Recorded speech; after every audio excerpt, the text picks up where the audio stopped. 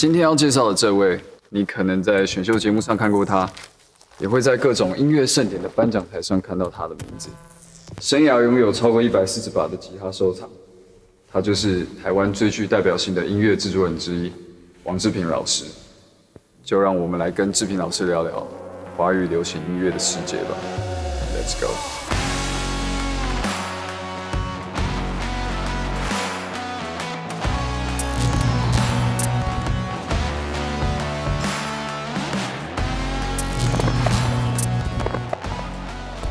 志平老师好。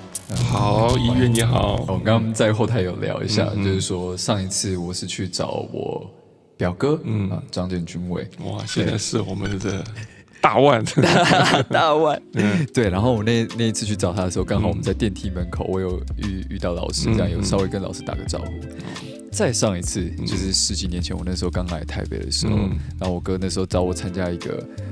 女歌手叫 Olivia 的发片记者会，对，然后那个时候我是其中一个礼物，要让他选择的礼物，对，然后那时候我是在台上自弹自唱，我记得弹吉他，然后那时候。后来当然，反正就是不管是 say 的还是真的假的，反正到后来就是一个桥段这样。然后后来下台的时候，老师就经过老师旁边，老师就拍拍我的肩膀，就是加油这样。再来就到现在了。哇，那我觉得应该10几年了。对，10几年了。对，要怎么成为一个好的制作人呢？对。我觉得其实很多啦。现在的制作人呢，其实跟以前制作人不太一样。现在制作人其实蛮像那种，就是一个要很好的一个沟通的人。有时候呢，其实呢，我常常讲一个笑话，就是说，其实制作人现在也比较像是服务业，然后就是你要服务艺人。你要服务唱片公司，你要当艺人跟唱片公司的中间的桥梁，对不对？有些艺人可能有些意见的时候，他要反映给公司，可能他也不好意思讲，或是有时候呢，他对你有意见，但是他又不好意思讲，或者他对编曲有意见，这种有时候就是你要解释，对，或是说呢要说服，或是说呢你要跟他一起进步，所以这个时候很多时候就是要挑战你的沟通，然后你的 EQ， 像 trash 好了，这样10几年到一个阶段的时候，其实大家都会想，然后呢，就是那个然后呢，我觉得反而是现代人比较会思考，因为大家以前我们玩团，大家都是期待那个大舞台，对，然后海记要去上海记这种舞台，但很少会去思考那个之后的事情这样子，然后可能有些团就没了，分崩离析，或者是有些歌手就没有机会再继续唱了，或什么的。我常常讲说，要组团其实是很难的。你要把一个团呢，就是大家个性也不一定是说个性相同了，对，就是说呢，大家有那种向心力也许是大家每天一做音乐就开始吵但是吵完以后，有一个结论，或是大家互相会欣赏对方，就知道因为有你，这个团会更好，还是怎么样？是，当然也有人就是说觉得，跟你们在一起拖累了我，所以有时候呢，就是团可能就是说大家的要有共识，或是说大家的水准水平可能要差不多一样。有人太厉害的话，他可能会觉得那样；有些人太弱，那你会觉得哇，我好像比较弱，算了，我还是离团好，我不要对。所以这个东西，我觉得就是对啊，看缘分啊，或者说大家团员的彼此的信赖、向心力啊，相处的能力啊。对，我其实现在比较好奇的是，老师对于接下来华语音乐的走向怎么看？这样，我觉得这个问题可大可小。对，那大的话，那当然希望就是说，这个从扎根开始了，就是教育了，你怎么样培养现在小学生甚至幼稚园的美感、审美感，对音乐、对艺术、对创意。对这个开放走到全世界，吸收更多东西。那当然，这个教育或是父母亲可能也是，对不对？所以我觉得很多音乐家其实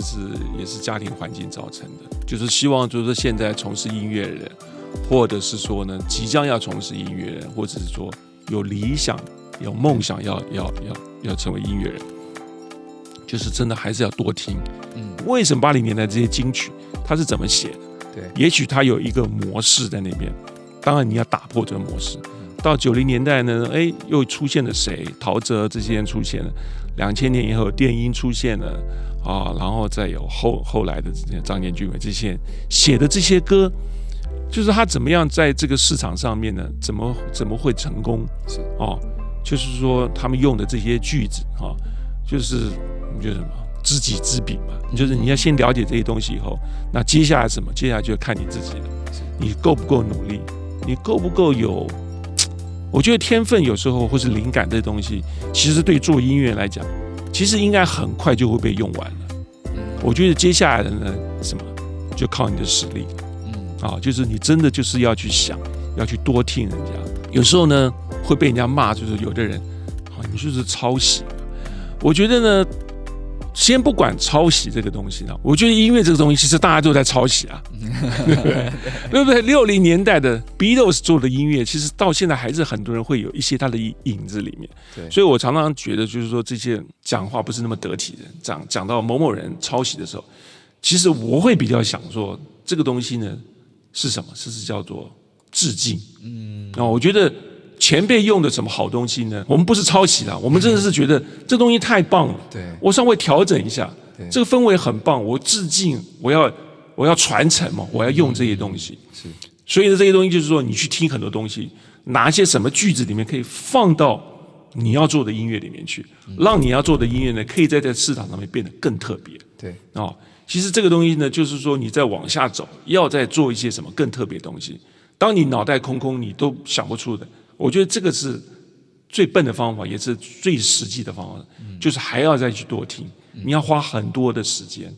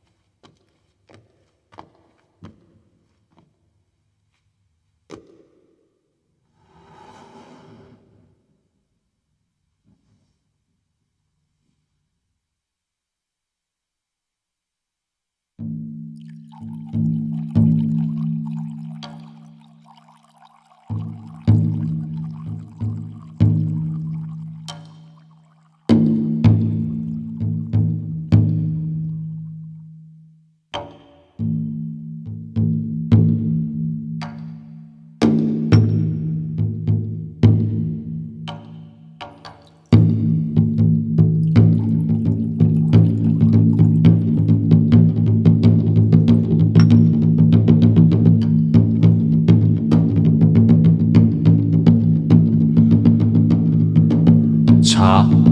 是来自大自然的礼物，无论外面的世界有多么纷扰，只要一杯茶，就能带来内心真正的平静。TMC IR 2.0资源包开放下载中。这么多年来收藏了这么多把吉他，就是目前如果我照网络上面的这个推断，在140把超过以上。其实有啦，我觉得在疫情的这中间的时候呢，有买的比较凶一点。我觉得有一阵子，我觉得应该是一年多前，我有算过，对，差不多是超过150把。150，但是现在我觉得应该没有，应该100出头，因为呢，我急着在卖琴。对，大概100多把吉他，这我是没有听过有人台湾有那个制作人收藏这么多吉他。然后我觉得就先从身边的这把好，我们来聊一下这把琴。对，这一把是 D18，是我个人很喜欢的一个吉他，就是它，因为呢它是桃花心木，所以它不像是就是玫瑰木、八枚啊、一枚啊，就是各种玫瑰木来的这么样的粗犷，这么样大颗一点。对，那桃花心木呢，我觉得就比较细致一点，而且桃花心木的老琴呢，它相对的它的 dry sound 就干的程度呢会比较干。今天会带这一把的原因，是因为它跟我一样老。对，它是1961年的吉他。这个呢是我在日本看到的，我就逛街的时候然后那一年呢，我们的吉他三兄弟就是陈子鸿跟黄国伦，我们也是因为吉他的关系，那我们3个就一起去逛在御茶水的这一家，是不是叫 Hobo？ 好像 HOBO Hobo 这家吉他店，我们每个人就在看自己喜欢的吉他。那是子鸿他看到，他说：“这边有个1961的，你要不要弹弹看？”好，那我就弹完我的琴，我就放着，我就把这把拿下一弹，哇！出乎我意料之外，就是声音整个状况，吉他状况很好，然后声音就很顺啊，就它的 sustain 就很漂亮，然后每一根弦每一个格子呢，那个我觉得就是它的 balance 其实是很均匀的，我觉得很好。那当下不啰嗦，就拿了。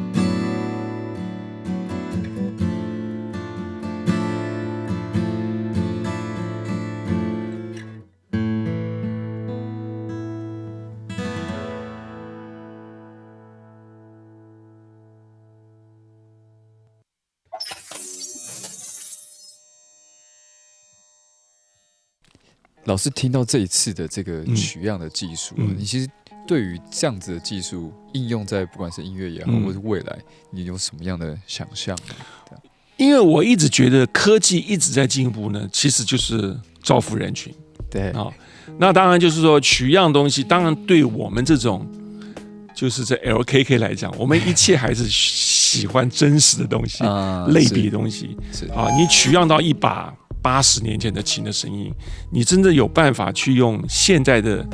就是比较便宜的琴去弹了以后呢，要用取样的声音去模拟，再把它调成那个声音。我相信以电脑的技术可以越来越做越好，或是说你在一个很丰富的编曲，有很多乐器的编曲里面，也许这个声音呢，用取样的声音以后呢，可能听不太出来。但是当然你要 solo 一把琴的时候，我相信就行家就直接就可以听得出来。对，我这次取样的琴呢，其实是台湾的制琴师，就是从这个陆社木器的一位林先生，对他做的。我第一次认识他的时候，其实他是做爵士的，就是做那个 Archetype 的那样子的琴。后来他就做了我拿到的那把琴呢，应该是不能算是 prototype 的，但是也是他早期开始做的。我后来有弹过他最近做的，当然要比那把琴要好很多啊。但是我觉得音色呢，其实我那把其实音色很棒，只是弹奏的时候，也许没有他现在的就更讲究的那个弧度啊什么。对，所以呢，我就拿了那把琴呢，应该是我大概5、6年前我生日的时候他做给我的，他把我的名字呢就刻在上面然后那个时候呢，我常常有一些演出呢，我就会用它来弹。对，所以弹久了，其实声音也稍微开了。那我要讲就是说，就是一个人，他就是有兴趣要做吉他，他自己当然就是他也弹吉他，他就放下他非常好的事业，他就去学做吉他。老师，我很好奇，就是我小时候我是看比如说星光大道长大的，那个节目其实很直接的影响了我们这一辈的人，华语的歌也好，或是老歌，就是翻唱啊什么的，就是那个是其实对我们影响是很大的，包含我大概上个月吧，我才又重新去回味那个黑蜘蛛白蜘蛛之战的那个那时候最大的事件这样子。然后老师那个时候也是在台下当评审，这样看下来这么多的，不管是歌手也好，或是音乐人也好，你觉得有什么不一样吗？很多人都很会唱歌，是很多人呢在 KTV 也会唱，然后呢到了去参加电视节目的选秀呢，其实也蛮会唱的，就是以技术面来讲。对，但是呢，请问一下，有多少人真的能够成为发片歌手？发片歌手完，有多少人就能够成功？对，那我觉得这个唯一的差别在什么地方？就是特色。那个时候大概是2000年初期嘛，可以跟我们分享一下当时的整个华语流行音乐市场的。我的印象呢，就是在那个时候呢，其实慢慢的，就是华语的流行音乐的这个风格呢，就更多变化了就是而且更国际化了。譬如说，会用一些北欧的歌啊，用一些韩国的歌啊，或是说一些年轻的音乐人呢，就慢慢就发芽了慢慢起来了。然后再加上呢，原来这些80年代的这种华语的 K 歌的洗礼，到90年代 MIDI 大家已经开始风行以后呢，这样子的华语音乐的养成教育以后，在市场上面很多人做，因为我常常讲说，很多人做，其实呢就会把这个东西炒热，大家就会互相竞争、互相学习。所以我觉得经过这20年的80年、90年，这样子到2000年以后呢，我觉得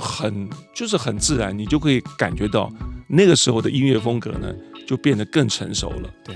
旋律会更多样化，然后呢，歌手的功力呢也会更好，写歌的人同样，我觉得也写更好了然后呢，这个制作人的功力当然就会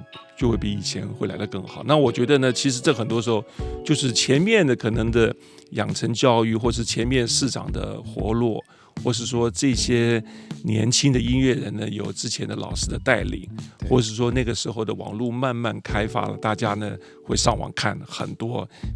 哇，这有的没的，吉他怎么录的，对 ，vocal 是怎么用什么 effect 的，然后电音怎么玩的，嘻哈的鼓是怎么调的所以我觉得其实整个产业呢，我觉得都在进步，特别就是在2000年这个时候呢，虽然不能说是一个分水岭啦，因为台湾其实一直有就是新的音乐人，就是一直会进来，对。但是2000年呢，普遍来讲的话，出现很多就是好的音乐，然后有很多好的音乐人。对，其实这个东西呢，就是说你再往下走，要再做一些什么更特别的东西。当你脑袋空空，你都想不出的。我觉得这个是最笨的方法，也是最实际的方法，就是还要再去多听，你要花很多的时间。对，怎么样去修改、修正你的东西，或是说呢，你要去 mix 一些什么东西，会让你的下一个的华语音乐，或是你要做的东西呢，在这华语市场里面呢，你能够占到一席之地，就是会让人家觉得你的东西特别。也许似曾相识，好像听过，但是经过你的 mix 以后呢，它就会变成就是你个人的风格。对，所以我觉得这个大概是我能想到，就是说跟这些年轻的音乐人就讲说，你要再怎么样可以踏入这一行以后呢，你能够让人家看到你、欣赏你、跟你合作，对，甚至呢你就变成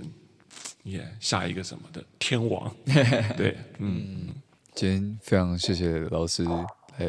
参加我们的节目，哪里然后希望未来有机会，我们还可以再继续多拍一些老师的吉他，可以的，对，绝对会让你拍不完的。谢谢老师，好，谢谢。然后我们今天也要抽出一位幸运的观众，获得由婉玲乐器赞助的木吉他一把。然后你只要在下面留言你这集的感受，我们就会抽出一名幸运的观众。就这样下次节目见，拜拜。